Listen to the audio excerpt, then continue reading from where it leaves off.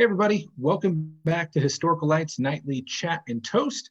Alex Powers here from Historical Light, and we have a fantastic guest with us this evening, our most recent past Grandmaster, most worshipful brother Dale Morrow. Thank you so much for joining us, brother.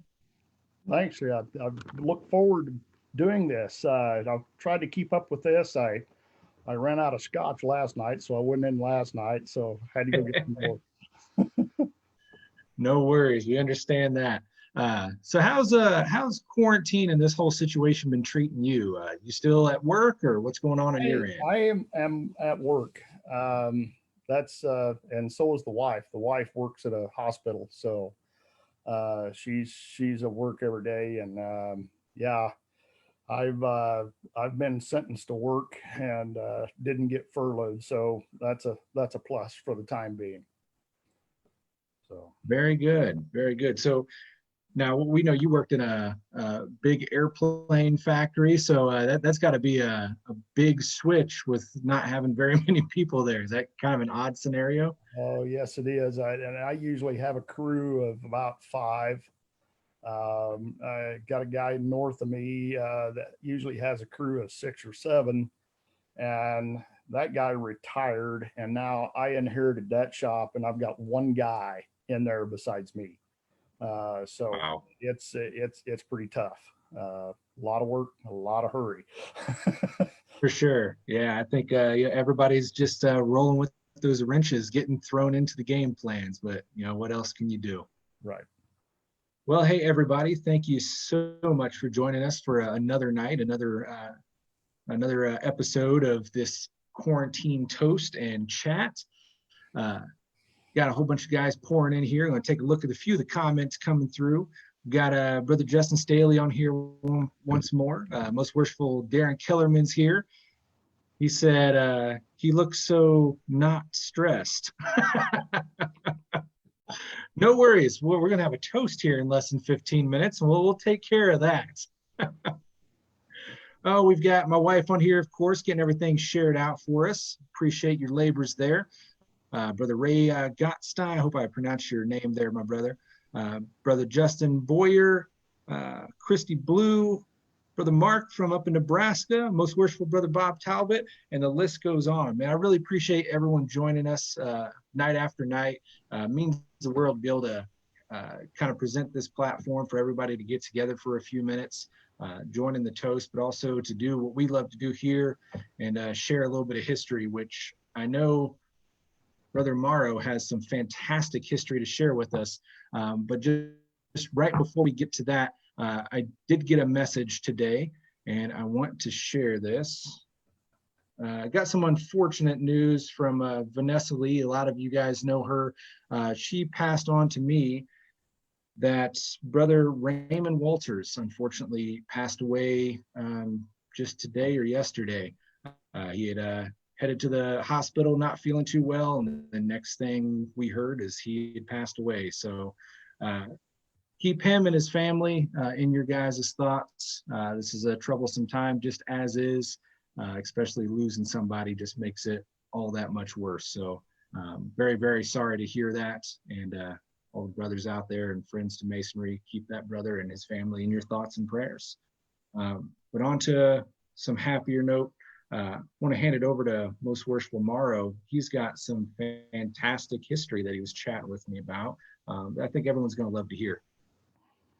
Thank you, Right Worshipful Alex. So, occasionally you find a historic nugget that just plunges you kind of deeper into a mess of research. This is one of those. I ran onto this several years ago when the Grand Lodge came out with the annual proceedings accessible online. And I found a little nugget from the annual proceedings of 1878, which happened in Atchison, Kansas. John Guthrie was the Grand Master that year.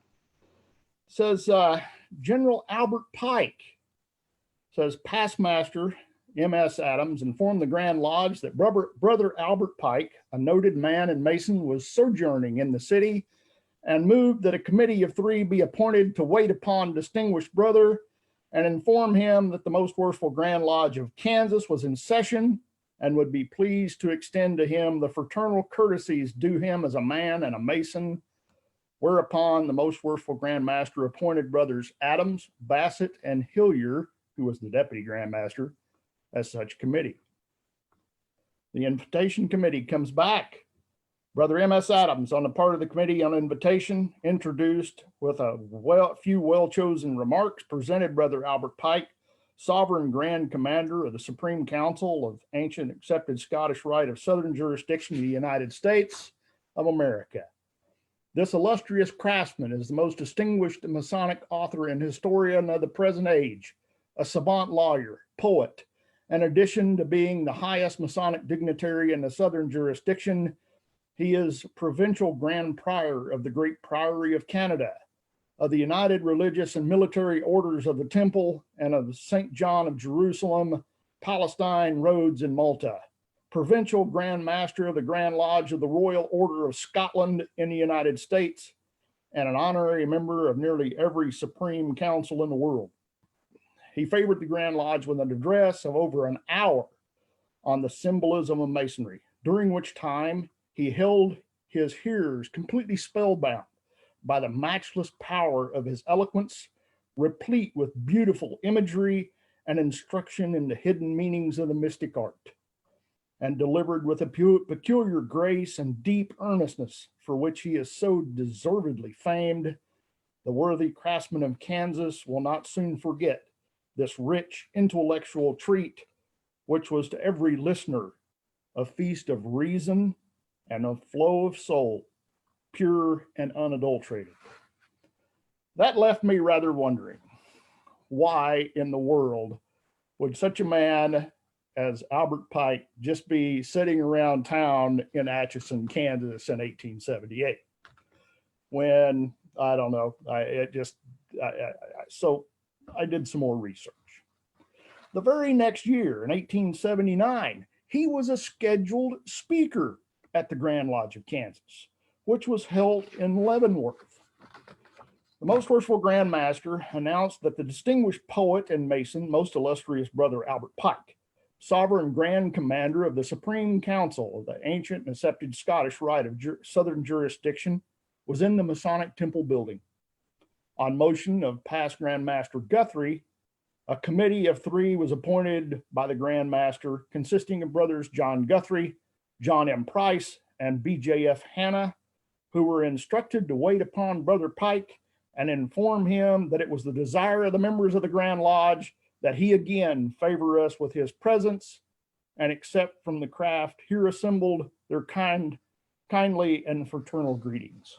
The committee in due time returned to the Grand Lodge in company with Brother Pike, who was formally presented by the chairman of the committee to the Grand Master, and by him introduced to the Grand Lodge, after which the distinguished craftsman was conducted to the Grand East and favored us with one of his excellent talks on the symbolism of Freemasonry, which was, as usually, highly interesting and instructive to the members of the order, and was listened to with marked attention by all. So, further, doing some more, I found another more intriguing nugget. From the proceedings of 1868, I found that he was actually appointed as the grand representative for the Grand Lodge of Kansas for near the Grand Lodge of Arkansas. And then that made me go further. It happened from 1862 to 1868. He was indeed that grand representative for the Grand Lodge of Kansas. In 1860, so we know this goes back further, from the proceedings of 1861 in Kansas, the actual speech that he made at the Grand Lodge of Arkansas in 1860 is in that document. It says, Albert Pike of Little Rock is listed, I'll say, in the proceedings of the Grand Lodge of Arkansas in 1861, the report from the 1860 Grand Lodge of Arkansas was included. In this report, Brother Albert Pike presented his credentials as the Grand Representative of Kansas near the Grand Lodge of Arkansas in a speech at the annual communication of the Grand Lodge. Here it is. Most worshipful Grand Master, I have the honor to present these credentials by which it has pleased the Grand Master of Masons of the Territory of Kansas to appoint me the representative of the Grand Lodge of Kansas near the Grand Lodge of Arkansas. In doing so, I may, perhaps not without warrant, tender to this most worshipful body on behalf of that which so commissions me, its fraternal regards and the right hand of frank and cordial fellowship, and convey its greeting of Masonic goodwill and its kind wishes. I am authorized to assure the Masons of Arkansas the earnest desire for an interchange with them of good offices and charitable opinions on the part of their brethren in that young territory, which only yesterday, except where the Red Indian occupied it, was a desert. In all the relations of life, and it's pleasant and profitable to cherish and cultivate the amenities and courtesies of social intercourse. Even the forms of courtesy are not only graceful and becoming, but possesses a great positive value, since they naturally persuade to, if they do not flow from, forbearance, charity, and tolerance. The peaceful relations of great empires have not unfrequently been jeopardized by a disregard of these forms and outward show of courtesy, and is not wise for Masonic bodies to neglect the means of interchanging congratulations and condolence, of comparing opinions and softening down asperities, which a system of correspondence and more intimate alliance offers. The attempt in which this Grand Lodge concurred to establish a national grand body for symbolic masonry has not succeeded.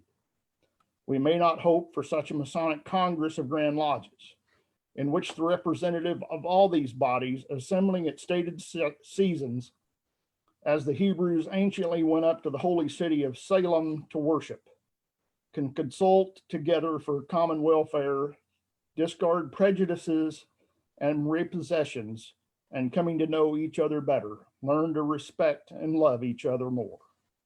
It is because that hope has failed that I the more gladly offer you the fraternal greeting of the Grand Lodge of Kansas, and shall, with the great pleasure, transmit to her your greeting and good wishes in return, in the hope that the system of representation may be extended until every Grand Lodge of the United States shall have its representatives near every other Grand Lodge, thus making the great electric circuit of sympathy complete, so that the same noble and generous emotions may, as it were, instantaneously thrill and animate, and the same genial influences of masonry warm and expand the hearts of all the brotherhood everywhere in the Republic.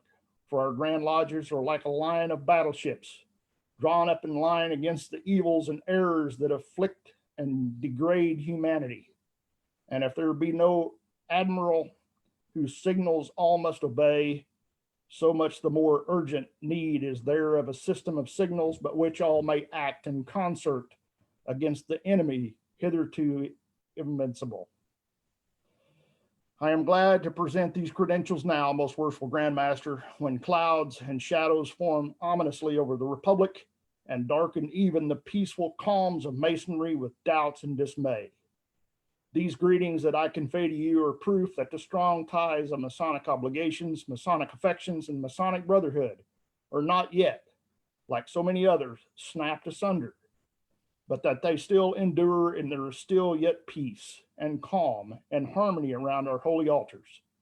Though the elements without are gloomy, ominous, and of disaster, and the atmosphere is oppressive as when an earthquake is near at hand, I'm sure that all these brethren will unite with me in the earnest, anxious wish that some power may say to the tumultuous wave, peace be still, that the bonds of friendship and good neighbor may be reknit and strengthened, and anger and recrimination cease, and that all great moral and social influences of masonry may be exerted honestly and unceasingly for the restoration of harmony and maintenance of peace and the performance of duty. And may it not be evil fortune of any of us, most worshipful Grand Master, to live to see the dark and fearful day when our great chain of brotherhood shall be broken and shivered into fragments, never again to be reunited. Whew, that's a big mouthful. That is fantastic. Fantastic. And I know there's more to that story. And the reason part of this is lost to history is the first early years of our Grand Lodge. The proceedings were basically gathered from past Grand Masters' memories. That is awesome, man. Well, I think Most Wishful Morrow has taken the cake on education for these lives so far. So everyone, I'm clapping physically, but I know everyone's clapping virtually. But we are upon 9 o'clock hour. So Most Worshipful, you would be kind enough to lead us in our toast for this evening. So tonight we're toasting with Glenlivet 14-year-old cognac cask. All right.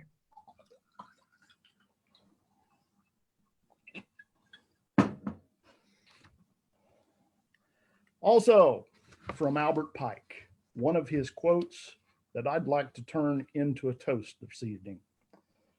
That which causes us trials shall yield us triumphs, and that which make our hearts ache shall fill us with gladness.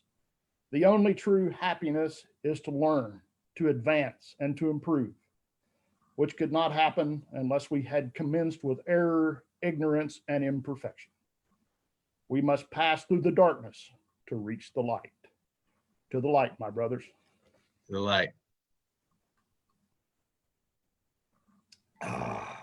Man, thank you so much for coming on and offering up that fantastic education and utilizing that fantastic toast this evening. What a pleasure. Thanks for having everybody. My pleasure having you on. I hope everyone else out there enjoyed that so much. I know I saw so many of the comments coming through, just really eating that up. And guys, that's what Historical Light is all about, sharing that knowledge. And we had one brother here, I'm trying to find the comment back, but going back on the leadership in Kansas being top notch, came from brother Richard Sodders. Said, we will prevail. We have excellent leadership continuing to excel in Kansas. And so true, so true. As I've shared before, the Grand Lodge in Kansas over, the years that I've been involved here and the years to come has been so promising with individuals like you just heard here tonight. Just what a pleasure. Thank you so much for sharing that, my brother. Thank you for everybody. For everyone that has joined in with us through these nights and will continue to join with us. Hopefully, if this is your first, you'll consider coming back tomorrow. We do these daily, planning to do them for the continuation of this quarantine, which hopefully doesn't go on forever. But we'll join at 8:45, share a bit of history, chat with the brothers, and then top it off with our 9 p.m. toast. I want to invite everybody to make sure you join in tomorrow. I'm actually going to have my wife on as the guest. And we are going to do a special toast to our ladies. So be aware for that. Hopefully you join in. And for education, I'm not going to give it away, but it's going to be a bit of a musical piece that we're going to show you guys. So very, very excited about that. So join us tomorrow. Have your lady with you, and we'll all toast together. All right.